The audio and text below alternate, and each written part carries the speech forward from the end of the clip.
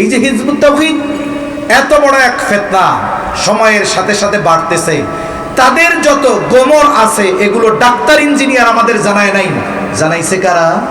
উলামায়ে কেরাম। এই যে কাদিয়ানি ফিতনা এর ব্যাপারে আমাদেরকে সতর্ক করতেছে কারা? বলে উলামায়ে কেরাম।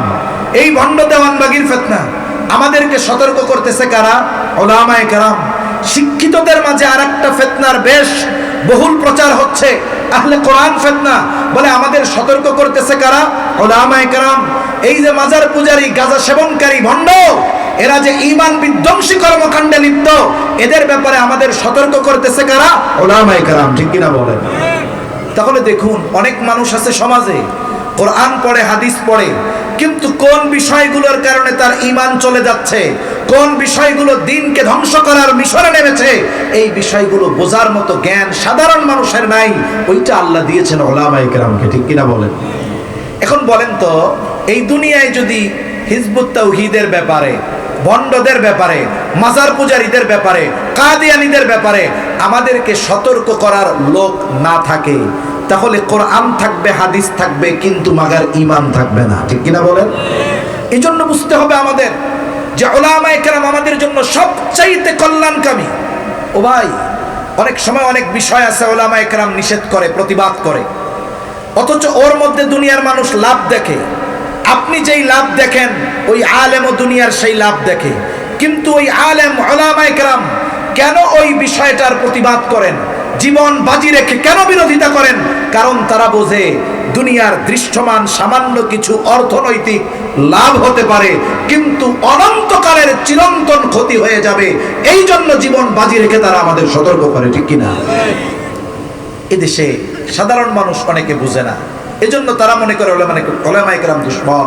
তাহলে দেখুন, উলামায়ে কেরাম আলেম থাকবে, তার মানে কিয়ামত আমাদের থেকে দূরে থাকবে। তাহলে এই দুনিয়ায় যারা আছে এরা যদি টিকতে চায়, থাকতে চায়, এই আলেমদের এই দুনিয়ায় থাকা দরকার, তাহলে তো পারবে না। তাহলে ইলম আল্লাহ কিভাবে উঠায় নেবেন? আলেমদের উঠিয়ে নেওয়ার মাধ্যমে। এই প্রসেসটা কিভাবে হবে? আসুন, বেশি দূরে যাওয়ার দরকার নাই। এই পৃথিবী থেকে নিকটবর্তী সময় যেই সমস্ত মুহাক্কিক বুজুর্গ উলামায়ে কেরাম চলে গেছেন, আমরা একেবারে নিকট অতীতের দিকে যদি তাকাই, শাইখুল ইসলাম আল্লামা শাহ আহমদ শফী রহমাতুল্লাহি আলাইহি থেকে নিয়ে হযরত চলে গেছেন জুনাইদ বাবুনগরী রহমাতুল্লাহি আলাইহি চলে গেছেন। হাটহাজারীর প্রধান মুফতি ছিলেন মুফতি আব্দুস সালাম চাটগামী রহমাতুল্লাহি আলাইহি চলে গেছেন। এই যে যারা চলে গেছেন, বলুন তো, ওনারা দুনিয়া থেকে চলে যাবার পর এই দুনিয়ায় ওনারা যেই যেই জিম্মাদার ছিলেন, যেই যেই বিষয়ের দায়িত্বশীল ছিলেন, ওনাদের দায়িত্বের চেয়ারগুলো অন্য মানুষের দ্বারা পূর্ণ হয়েছে কি হয় না? দায়িত্বের পদ পূর্ণ হয়েছে, কিন্তু আহমদ শফী রহমাতুল্লাহি আলাইহি যেই তাকওয়া, যেই যোগ্যতা, উনি হাটহাজারীর মুহতামিম সাহেব ছিলেন। এখন যিনি আছেন উনিও দেশ বিখ্যাত একজন বুজুর্গ মানুষ, বড় বুজুর্গ মানুষ। বলুন তো, যদি বলা হয় হযরত আপনিও তো হাটহাজারীর মুহতামিম, আহমদ শফী রহমাতুল্লাহি আলাইহিও হাটহাজারীর মুহতামিম, তাইলে তো আপনাদের দুইজনের পদ সমান। উনি কি বলবে? আমার ভাষায় আমি বলি, উনি যা বলবে বলুক। আমার মনে হয় উনি বলবে, আমাদের গ্রাম অঞ্চলে একটা কথা বলে, গ্রাম অঞ্চলে বলে আর কি, কথাটা কেমন লাগে এরপরেও তুলনা করতে গিয়ে বলে কই কুদ্দুস আলী, কই জুতার কেন। উনি বলবে কোথায় আহমদ শফী আর কোথায় আমি, অথচ দুইজনের পদ এক, চেয়ার এক। কিন্তু বোঝা গেল কি, তার মানে এখন যারা আছে, অতীতে যারা ছিল তাদের অবস্থান এই জায়গায়, এখন যারা আছে তাদের অবস্থান এই জায়গায়, এনারাও যোগ্য। এনারা যখন চলে যাবে, ওনাদের পরে যারা আসবে তাদের অবস্থান আরো নিচে হবে। সময়ের সাথে সাথে এই অবস্থান একেবারে নিচে চলে যাবে। এমন একটা অবস্থা হবে, কোরআন লেখা থাকবে, হাদিস লেখা থাকবে, কিন্তু কোরআন হাদিস বোঝানোর মতো আহমদ শফী, জুনাইদ বাবুনগরী আর আব্দুস সালাম রহমাতুল্লাহি আলাইহির মতো লোকরা থাকবে না। তাই আমাদের কি করণীয়? বলে 1 নাম্বার উলামায়ে কেরামের দীর্ঘ হায়াত কামনা করে দোয়া করা, উলামায়ে কেরামের সাথে সুহবত রাখা, সম্পর্ক রাখা, সাথে সাথে দ্বীনি মাদারিসগুলোর প্রতি সর্বোচ্চ ভালোবাসা মহব্বত রাখা। কেন? বলে এই মাদ্রাসা যতদিন থাকবে ইলমের চর্চা থাকবে, ইলমের চর্চা থাকবে তো আলেম হবে, আলেম থাকবে তো ইলমের হেফাজত হবে, আর আল্লাহ তাআলা এই কারণে দুনিয়ার নিজাম ঠিক রাখবে। তাহলে নবীজি 1 নাম্বার বলেন কিয়ামত ততক্ষণ হবে না যতক্ষণ ইলম উঠিয়ে না নেওয়া হবে। 2 নাম্বার নবীজি বলেন ওয়া তাকসুরাজ জালাজিলু, কিয়ামত ততক্ষণ হবে না যতক্ষণ জালজালা ভূমিকম্প বেশি বেশি না হবে।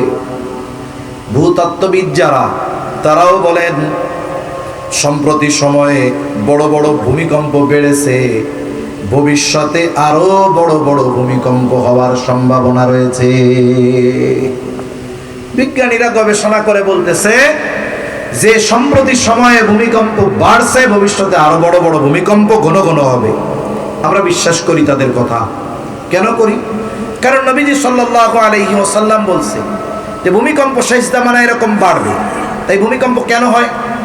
ভূতাত্ত্বিকরা এই প্রশ্নের জবাবে বলবে ভূমিকম্প হওয়ার কারণ হলো টেকটনিক প্লেটের নড়াচড়া। টেকটনিক প্লেট কি? আমরা তো প্লেটে খানা খাই, এটা আবার কোন প্লেট? ওরা তখন বলবে যে শুনেন, এই যে ভূপৃষ্ঠের উপরে আমরা বসবাস করি এটা বড় বড় একটি খণ্ডে বিভক্ত, এক একটা খণ্ডকে এক একটা প্লেট বলে। যেমন আমরা যে এরিয়ার মধ্যে আছি, যেই প্লেটের মধ্যে আছি, এটাকে বলে ইন্ডিয়ান প্লেট। আমাদের উত্তরে আছে ইউরেশিয়া প্লেট, আমাদের পূর্বে আছে বার্মা প্লেট। এখন কি হয়?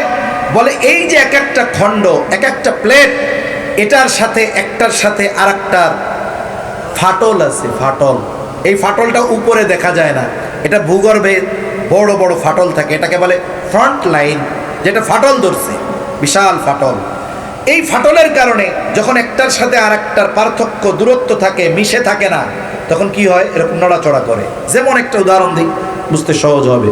মনে করেন এখানে একটা পানির বোতল, এখানে তো একটা, যদি এই জায়গায় 4টা পানির বোতল আমি বাঁধি, প্রত্যেকটার মধ্যে যদি 2 ইঞ্চি করে ফাঁকা থাকে, এই 4টা বোতল যদি আমি চলমান কোনো গাড়ির মধ্যে রাখি, বলুন তো বোতলগুলোকে স্থির থাকবে না নড়াচড়া করবে? নিঃসন্দেহে নড়াচড়া করবে। কিন্তু যদি এই 4টারে আমি টাইট করে একসাথে বাঁধি, তাহলে আলাদা আলাদা থাকায় যেই পরিমাণ কাঁপতো নড়তো, যদি একসাথে দেই ওই পরিমাণ নড়বে না, ওটা মোটামুটি স্থির থাকবে, সহজে হেলবে না, দুলবে না। তো ওনারা বলেন যে এই যে ফাটলের কারণে জমিন এরকম কাঁপতে থাকে, কাঁপার কারণে কি হয়? ভূমিকম্প হয়। এই ভূমিকম্প দৈনিক বিজ্ঞান বলে 50,000-এর উপরে ভূমিকম্প হয়। কত হাজার?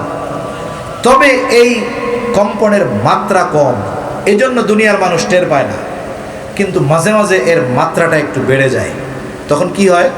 তখন দুনিয়ার মানুষ টের পায়, অনুধাবন করে যে ভূমিকম্প হচ্ছে।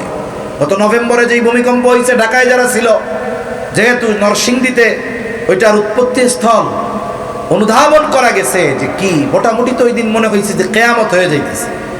এমন অবস্থা, মানুষ যেই ঘরকে তার নিরাপদের সবচাইতে নিরাপদ জায়গা মনে করে, আল্লাহর নাম নিয়ে দৌড়াইয়ে সব কিছু রাইখা আগে ঘরের বাইরে গেছে, যে বাঁচতে হইলে ঘরে থাকা যাবে না, সব সম্পদ ছেড়ে বাহিরে চলে আসতে বাঁচার জন্য আল্লাহকে ডাকতেছে।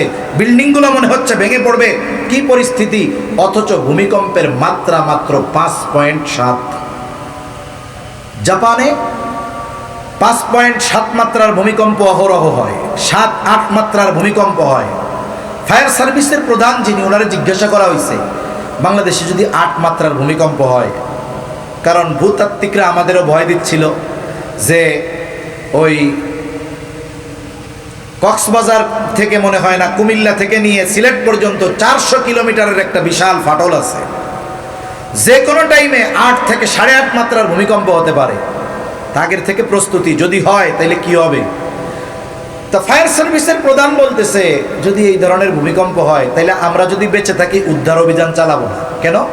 মানে আমরা ওইটার পরিত্যক্ত ঘোষণা করব, কারণ আমাদের দেশের যেই স্ট্রাকচার, যেই বিল্ডিং, যেই পরিস্থিতি, ওই মাত্রার ভূমিকম্প যদি হয় ওইখান থেকে কাউকে জীবিত উদ্ধার